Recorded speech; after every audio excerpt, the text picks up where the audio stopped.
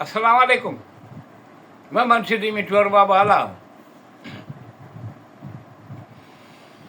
हज़रत मोहम्मद मुस्तफ़ा सल्लल्लाहु अलैहि वसल्लम अहमद मुश्तबा सल्लल्लाहु अलैहि वसल्लम जिन ते नाज़ुल थियो क़ुरान आहे। ख़तमुल रसूल सल्लल्लाहु अलैहि वसल्लम रहमतुल आलमीन जिन ते नाज़ुल थियो क़ुरान आहे। हज़रत मोहम्मद मुस्तफ़ा सल्लल्लाहु अलैहि वसल्लम अहमद मुश्तबा सल्लल्लाहु अलैहि वसल्लम जिन ते नाज़ुल थियो क़ुरान आहे। ख़तमुल रसूल सल्लल्लाहु अलैहि वसल्लम रहमतुल आलमीन जिन ते नाज़ुल थियो क़ुरान आहे। रमज़ान अल मुबारक जो इहो महीनो आहे जंहिंमें क़ुरान करीम नाज़ुल कयो वियो आहे। रमज़ान अल मुबारक जो इहो महीनो आहे जंहिंमें क़ुरान करीम नाज़ुल कयो वियो आहे। लैलतुल क़द्र राति 1000 महीननि खां बहितर आहे। हीअ अज़ीम शान किताब आहे जंहिंमें को शक बि न आहे। हीअ अज़ीम शान किताब आहे जंहिंमें को शक बि न आहे। परहेज़गारनि खे सिधी वाट ॾेखारींदड़ आहे। हज़रत मोहम्मद मुस्तफ़ा सल्लल्लाहु अलैहि वसल्लम अहमद मुश्तबा सल्लल्लाहु अलैहि वसल्लम जिन ते नाज़ुल थियो क़ुरान आहे। ख़तमुल रसूल रहमतुल आलमीन ख़तमुल रसूल सल्लल्लाहु अलैहि वसल्लम रहमतुल आलमीन जिन ते नाज़ुल थियो क़ुरान आहे। क़ुरान जुदा जुदा सूरतुनि में नाज़ुल कयो वियो आहे। जीअं माण्हुनि खे आहिस्ते आहिस्ते मौक़े मुनासिबत सां पढ़ी ॿुधाइनि क़ुरान आहे। क़ुरान जुदा जुदा सूरतुनि में नाज़ुल कयो वियो आहे। जीअं माण्हुनि खे आहिस्ते आहिस्ते मौक़े मुनासिबत सां पढ़ी ॿुधाइनि क़ुरान आहे। क़ुरान वहीअ जे ज़रिए थोरो थोरो करे नाज़ुल कयो वियो आहे। अॻियनि किताबनि तौरेत इंजील जी तस्दीक़ ऐं तफ़सील कंदड़ किताब आहे। अॻियनि किताबनि तौरेत इंजील जी तस्दीक़ ऐं तफ़सील कंदड़ किताब आहे। हलाल ऐं हराम खे रोशन कंदड़ किताब आहे। क़ुरान जहाननि जे रब जे तरफ़ां आसमानी किताब आहे। हज़रत मोहम्मद मुस्तफ़ा सल्लल्लाहु अलैहि वसल्लम अहमद मुश्तबा सल्लल्लाहु अलैहि वसल्लम जिन ते नाज़ुल थियो क़ुरान आहे।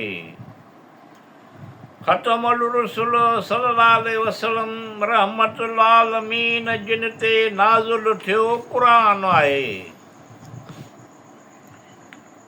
सिधो रस्तो ॾेखारे थो इहो क़ुरान आहे। जेके अल्लाह जे आयतुनि जा इनकारी थिया उन्हनि लाइ सख़्तु अज़ाब आहे। सिधो रस्तो ॾेखारे थो इहो क़ुरान आहे। जेके अल्लाह जे आयतुनि जा इनकारी थिया उन्हनि लाइ सख़्तु अज़ाब आहे। अल्लाह ग़ालिब बदिलो वठण वारो आहे। अरबी ॿोलीअ में क़ुरान नाज़ुल थियो आहे। रोशन निशानियूं ऐं माण्हुनि लाइ हिदायत आहे। अरबी ॿोलीअ में क़ुरान नाज़ुल थियो आहे। रोशन निशानियूं ऐं माण्हुनि लाइ हिदायत आहे। हक़ ऐं बातिल में फ़र्क़ु कंदड़ किताब आहे। हज़रत मोहम्मद मुस्तफ़ा सल्लल्लाहु अलैहि वसल्लम अहमद मुश्तबा सल्लल्लाहु अलैहि वसल्लम जिन ते नाज़िल थियो क़ुरान आहे। ख़तमुल रसूल रहमतुल आलमीन जिन ते ख़तमुल रसूल सल्लल्लाहु अलैहि वसल्लम रहमतुल आलमीन जिन ते नाज़िल थियो क़ुरान आहे। मोमिननि खे मोमिनीन जेको सभ खां सिधो ऐं सचो आहे, मोमिनीन खे ख़ुशख़बरी ॾींदड़ आहे। मोमिनीन जेको सभ खां सिधो ऐं सचो आहे, मोमिनीन खे ख़ुशख़बरी ॾींदड़ आहे। ही मोमिनीन उहे मोमिनीन जेके चङा कम कनि था, उन्हनि लाइ वॾो अजुरु आहे। जिन्हनि जे हिकिड़े टोले ॿुधो क़ुरान आहे, पोइ मोटी आया पंहिंजे क़ौम ॾांहुं ॿुधो क़ुरान आहे। चयाऊं त असां फ़साहत बलागत ऐं सचाईअ में अजीब ॿुधो क़ुरान आहे।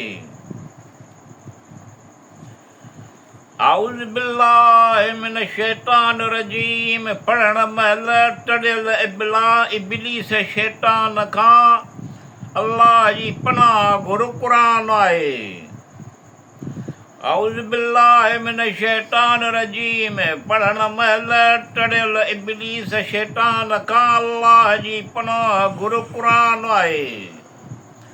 मोमिनीन लाइ शफ़ा ऐं रहमत क़ुरान आहे।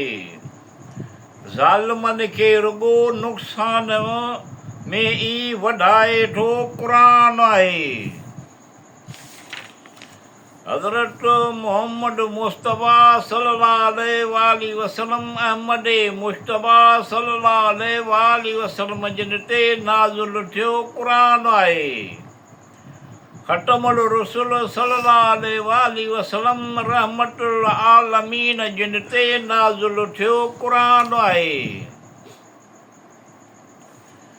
अव्वल अल्लाह अव्वल आख़िर ज़ाहिर बातिन करीम आहे। अल्लाह बख़्शींदड़ रशीद हकीम आहे। अल्लाह अव्वल आख़िर ज़ाहिर बातिन करीम आहे। अल्लाह बख़्शींदड़ रशीद हकीम आहे। अल्लाह हक़ अज़ीज़ राहत ॾींदड़ अल रहमान अल रहीम आहे। अल्लाह रब्बिल आलमीन अल रहमान अल रहीम मिठूअ जा मतिलब नेक मक़सद हासिल थींदा कर कंदो करीम। अल्लाह रब्बिल आलमीन अल रहमान अल रहीम मिठूअ जा मतिलब नेक मक़सद हासिल थींदा कर कंदो करीम।